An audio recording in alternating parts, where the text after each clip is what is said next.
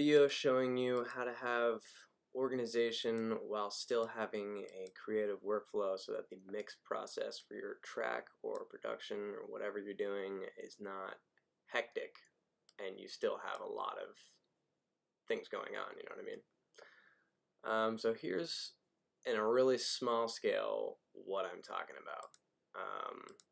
And a lot of it lies in frequency ranges, so that when you're mixing your track at the end of the day, you don't have like a clutter of frequencies. Here's how I do it. I'll show you a little bit of the track so you know where I'm coming from.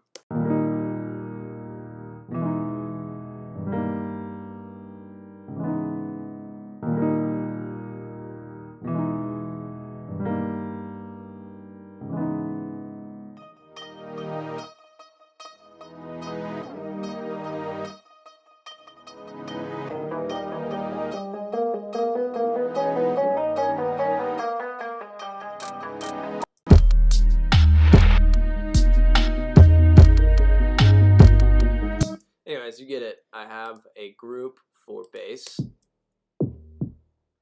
and at the end of the day, this is what I'll ultimately do to that group, because I don't have, for this hip-hop track, I won't have bass that has mid-rangey sounds, and if they do, then I'll put it in the synths group and make sure that it doesn't have sub, because I only want one thing doing the sub. And when I have a kick, I usually put the kick in its own group, but I haven't really gotten that far with this track. I have this right here, so I'll do that right now.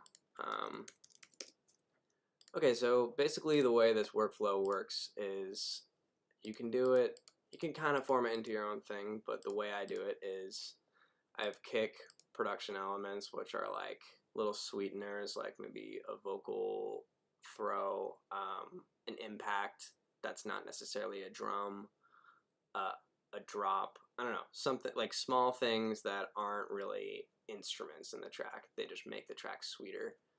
So that's elements, and then I have bass, and then I have synths, which would be just more high-rangey stuff. So with synths, I'll go like this, cut the sub so that it's clean. And with drums, I'll essentially do the same thing, because the kick is in its own group. And with kick, you don't really want a lot of sub in your kick either. If you have a sub bass going, that's kind of like you're trying to create the trap. Kick, what you want to do is, I watched a guy recently do this, but you want to get a spectrum out and just throw it on your track so you can see the peak frequencies of your kick drum.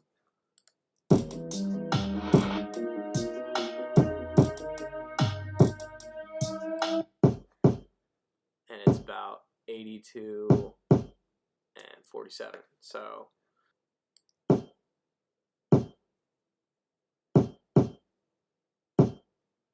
I'm sorry, I confused that.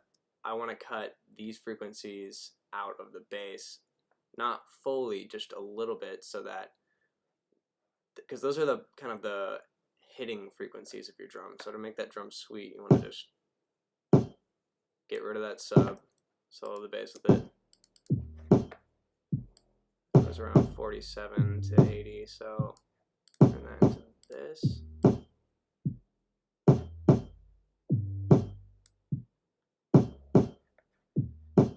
Kind of feels a little less messy now.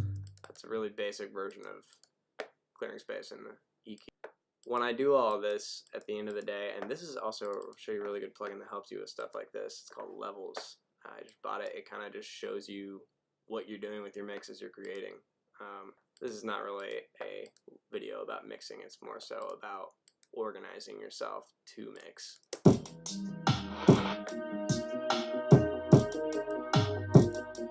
So yeah, gets down to it. I have a lot of tracks going on already, and they're groups within groups, and I usually have about 1, 2, 3, 4, 5 groups, and then the lead vocal is in its own group.